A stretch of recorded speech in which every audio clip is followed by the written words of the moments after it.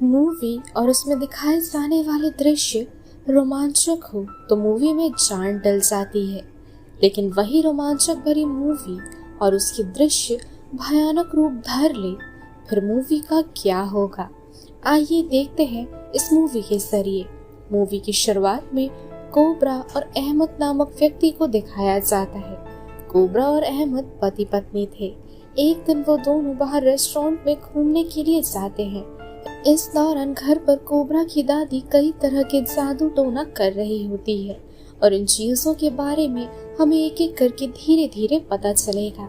कुछ देर बाद cobra restaurant से घर के लिए निकलती है और अहमद वहां से ऑफिस चला जाता है। घर के करीब आकर भी कोबरा अपना घर ढूंढ नहीं पा रही थी। उसे कुछ समझ ही नहीं आ रहा था और ऐसा करते करते सूरज ढलकर संध्या हो जाती है। ठीक तभी वो अपने घर के ठीक सामने आकर जमीन पर गिर जाती है। उसकी उंगलियां अपने आप मुड़ने लगती है। उसका चेहरा भी अजीब सा आकार ले रहा था। उसकी आंखें धीरे धीरे सफेद होने लगी थी। सही समय पर वहां अहमद पहुंच जाता है और वो फौरन कोबरा को डॉक्टर के पास लेकर जाता है। डॉक्टर बताते हैं कोबरा को मिर्गी की बीमारी हुई है और इसी बीमारी से जुड़ी दवाइयाँ देकर वो कोबरा को रेस्ट करने के लिए कहते हैं। रात के समय कोबरा पूरे सपने देखती है। सपने में उसे किसी की आवाज सुनाई पड़ रही थी, लेकिन ये आवाज वो ठीक से समझ भी नहीं पा रही थी। इसके अलावा सपने के साथ साथ वास्तव जीवन में भी वो हैलुसिनेट करना शुरू कर देती है, जिसकी वजह से उसे काफी परेशानी होने लगती है। अहमद को इस बारे में बताने पर वो इन बातों पर ज्यादा गौर नहीं फरमाता है। अब अगली सुबह कोबरा नॉर्मल बिहेव कर रही थी, लेकिन हैलुसिनेशंस के कारण वो काफी परेशान थी।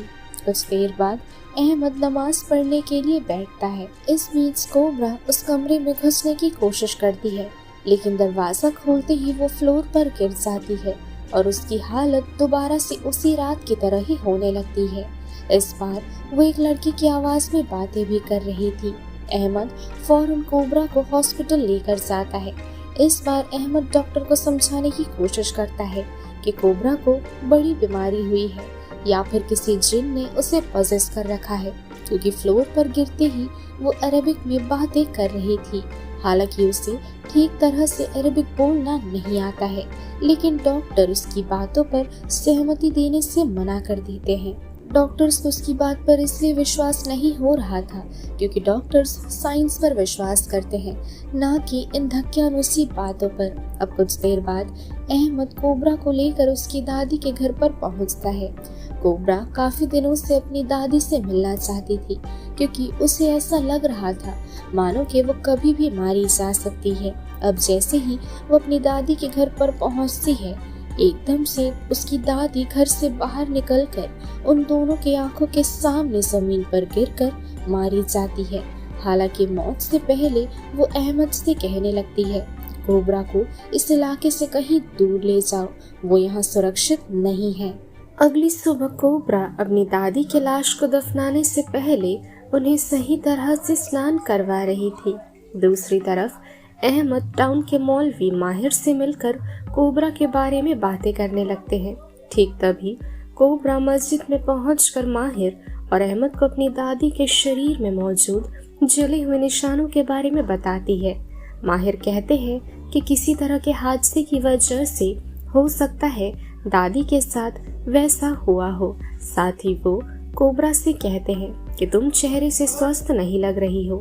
ये सुन कोबरा उन्हें अपनी बीमारी के बारे में बताती है।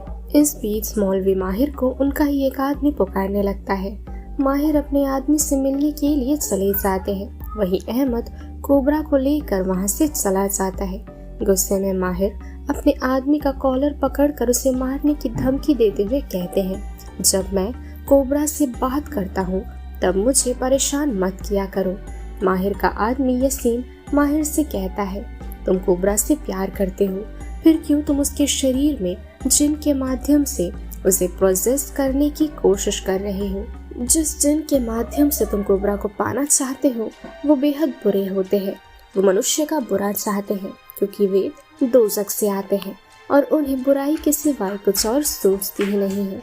इन बातों को सुनने के बाद माहिर गुस्से में आ जाते हैं और वो यासीन को धमकी देते हैं कि अगर तुमने मेरे और कोबरा के प्यार के बीच आने की कोशिश भी की तो मैं दुनिया का सबसे खौफनाक जिन को तुम्हारे शरीर का हिस्सा बना दूंगा।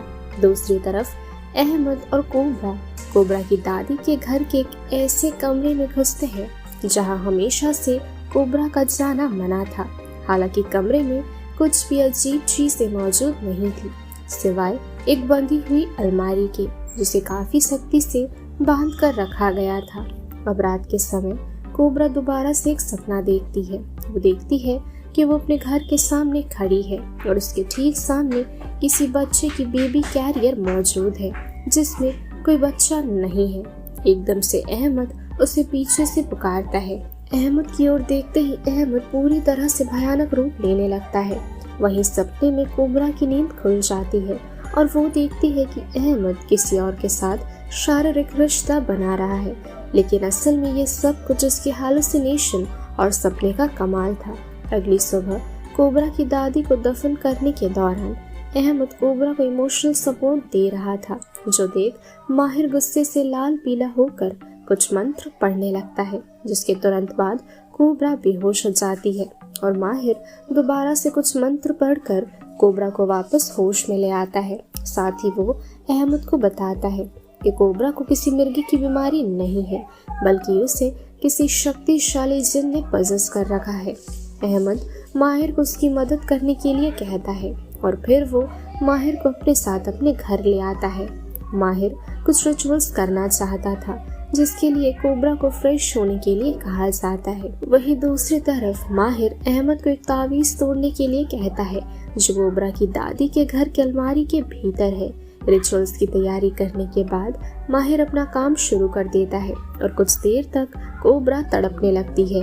अब जाने से पहले माहिर अहमद को बताता है कि कोबरा के शरीर में अभी भी जिन का वास है और जिन को पूरी तरह से बाहर निकालने के लिए अभी भी कुछ दिनों का समय लगेगा।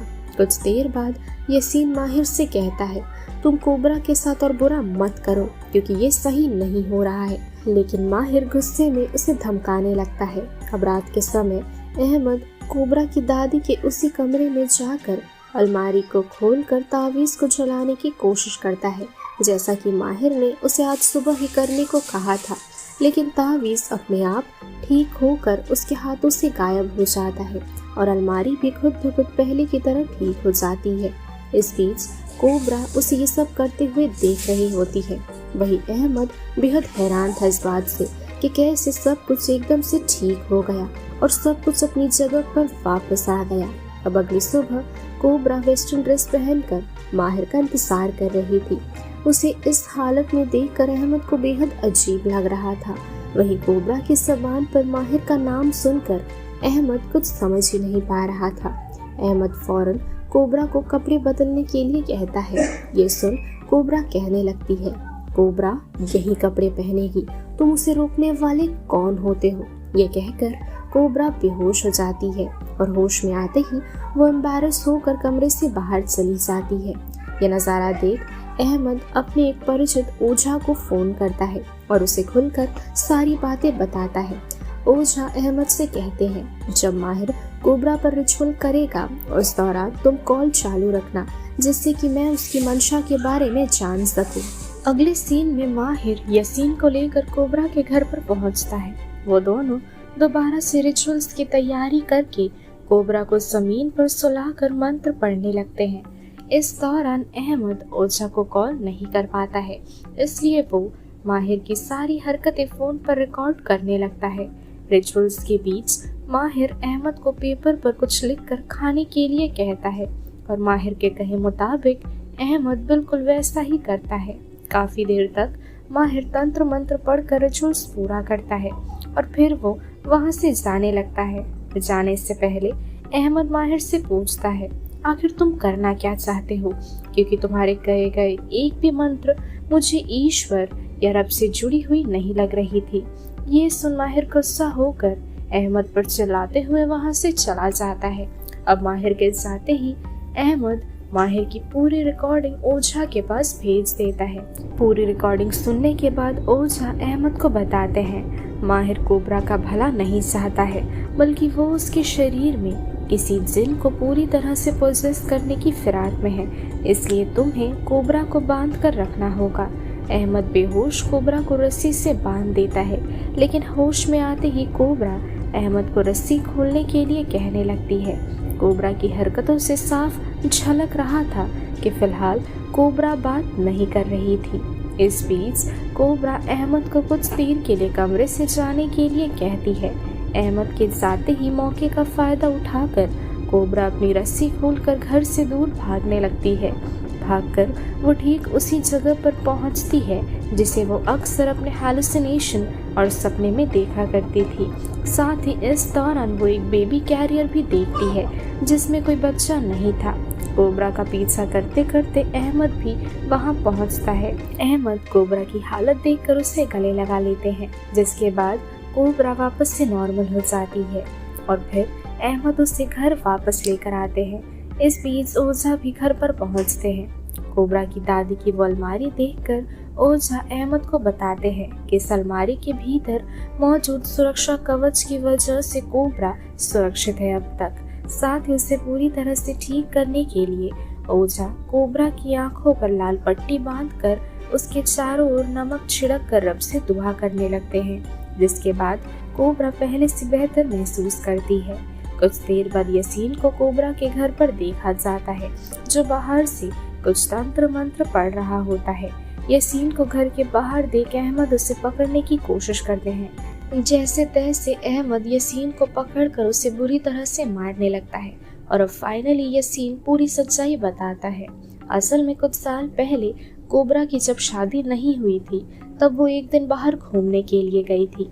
उस दौरान पहली बार किसी जिन की नजर कोबरा पर पड़ी थी और पहली नजर में उसे कोबरा से प्यार हो गया, जिसके बाद से वो जिन बार बार इंसानी शरीर को पोजेस करके कोबरा के करीब जाने की कोशिश करता था। लेकिन इस बारे में कोबरा की दादी को सही समय पर पता चल गया और कोबरा की सुरक्षा के लिए कोबरा की दादी ने वो सुरक्षा कवच बना लिया था और इसी कवच की वजह से अब तक कोबरा सुरक्षित थी। साथ ही हमें पता चलता है कि माहिर ने ही कोबरा की दादी को जान से मारा था। अब यासीन से सारी बातें जानने के बाद अहमद सच्चाई के बारे में ओझा को बताते हैं और ओझा कहते हैं अब सब कुछ सही है क्योंकि कोबरा पूरी तरह से ठीक हो रही है और इसी वजह से अब चिंता की कोई बात नहीं थी। अगले सीन में कोबरा अहमद को बाथरूम के अंदर देखकर आम पत्नियों जैसा व्यवहार करने लगती है, लेकिन एकदम से अहमद कहीं गायब हो जाता है। कोबरा ये देख घबराने लगती है। ठीक तभी अहमद कमरे की तरफ से कोबरा को देखने के लिए बाथरूम के ठीक बाहर पहुंचता है और ये देखकर कोबरा और ज्यादा घबराने लगती है। इस बारे में ओझा को बताते ही ओझा अहमद से पूछते हैं, क्या तुमने माहिर का दिया हुआ कुछ खाया था? क्योंकि अगर माहिर ने ऐसा किया है तो जिन काफी आसानी से माहिर के शरीर में प्रवेश कर सकता है। वहीं अहमद ने माहिर का दिया हुआ जिन का रक्त खाया था।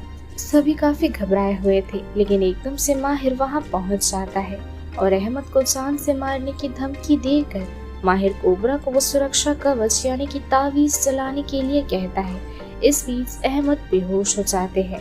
पिछली बार अहमद के हाथों ये तावीज नष्ट करने के लिए कहा गया था, लेकिन ये तावीज नष्ट नहीं हुई थी और उससे पहले भी यासीन और माहिर ने मिलकर इस तावीज को नष्ट करने की कोशिश करी थी, लेकिन तब भी ये तावीज नष्ट नहीं हुई थी क्योंकि कोबरा और उसकी दादी के अलावा इस तावीज को कोई भी इंसान नष्ट नहीं कर सकता है। अहमद के लिए कोबरा माहिर के कहे मुताबिक काम करती है।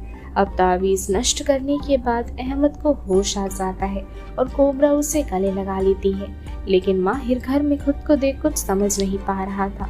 वो काफी ज्यादा घबरा कर फौरन घर से भागने लगता है। इस दिन के बाद से सब कुछ पहले की तरह नॉर्मल हो जाता है। अहमद और कोबरा हंसी खुशी अपनी जिंदगी बिता रहे थे। अब लगभग 1 साल बीत जाता है। कोबरा माँ बनने वाली थी। दोनों की शादीशुदा जिंदगी काफी ज्यादा अच्छी चल रही थी।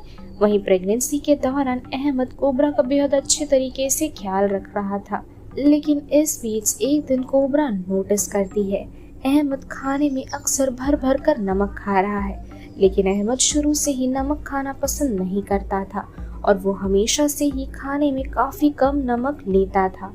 और जब भी खाने में नमक की मात्रा हल्की सी भी ज्यादा होती थी तो अहमद कोबरा से झगड़ा तक कर लेता था। इन बातों को सोचकर कोबरा परेशान हो जाती है और हम ऑडियंस फाइनली समझ पाते हैं कि असल में उस घटना के बाद जिन माहिर के शरीर से निकलकर अहमद के शरीर में घुस गया और तब से अहमद अहमद नहीं बल्कि जिन बन चुका है। वो जिन जो अपने प्यार और ऑब्सेशन के लिए इस कदर मास्टरमाइंड की तरह प्लानिंग्स बनाकर गेम्स खेल रहा था और अब भी खेल रहा है, वो भी किसके साथ, अपने ही प्यार के साथ। और इसी के साथ ये मूवी यही खत्म हो जाती है। सो दोस्तों, ये मूवी और इस मूवी के अंत में हुई ट्विस्ट आप सभी को कैसी लगी कमेंट्स में बताना मत भूलिएगा। तो चलिए मिलती हूँ मैं आप सभी से हमारी अगली मज़ेदार मूवी के साथ। तब तक के लिए स्टे सेफ, शबा खैर।